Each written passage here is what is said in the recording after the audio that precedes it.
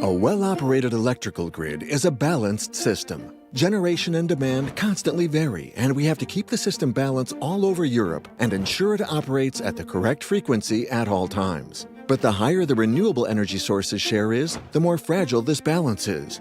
So their introduction on the grid is a real challenge that Amprion and all other transmission system operators will have to handle.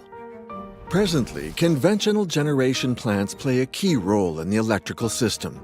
They use large rotating masses in their generators, so-called rotors, which keep the frequency constant due to their enormous flywheel mass, and thus ensure grid stability. How? Let's take a bicycle as an example.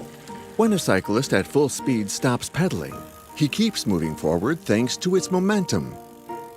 And when he loses a load, his acceleration is contained by the bicycle's weight. It's the principle of inertia.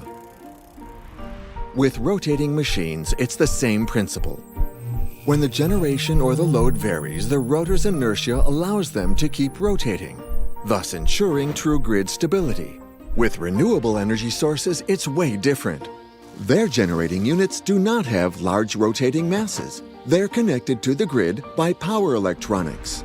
Power electronics devices work rather like a musician who would read his score before joining the orchestra. So he only follows the conductor, namely the grid frequency. The devices observe the grid frequency in order to inject their power. Therefore, they don't offer any natural inertia, so-called spinning reserve, that would help ensuring system stability. So, what can be done if the share of renewable energy is substantial? Two solutions are possible. The first one is to keep a minimum number of rotating machines which, among other functions, can supply the necessary inertia in case of unbalance. In particular by using out-of-charge rotors that do not produce power, synchronous condensers. At Amprion, we already convert decommissioned power plants into synchronous condensers and design, erect, and operate new synchronous condensers. The second involves using renewable energy sources that can control the frequency by slowing down frequency deviation while emergency reserves come into play. This solution works if the renewable energy sources share is not too high, as is usually the case today, because the analysis time that power electronics requires creates a frequency drop that, alone, the renewable energy sources cannot handle. Then what can we do on a grid with more renewable energy sources? Or even with 100% renewable energy sources? Here again, we have two solutions. The first one consists in keeping the conventional plant's rotors to make them work as synchronous condensers.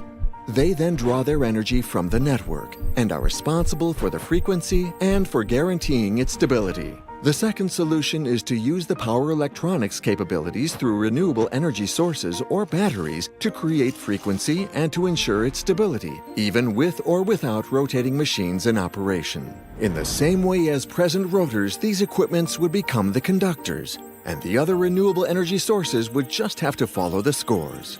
This solution is called grid forming. Today, it's being developed and tested on reduced-sized hardware in the European Migrate project. Amprion will equip new power electronics units with this capability. And at Amprion, we think that it's a real solution for the future.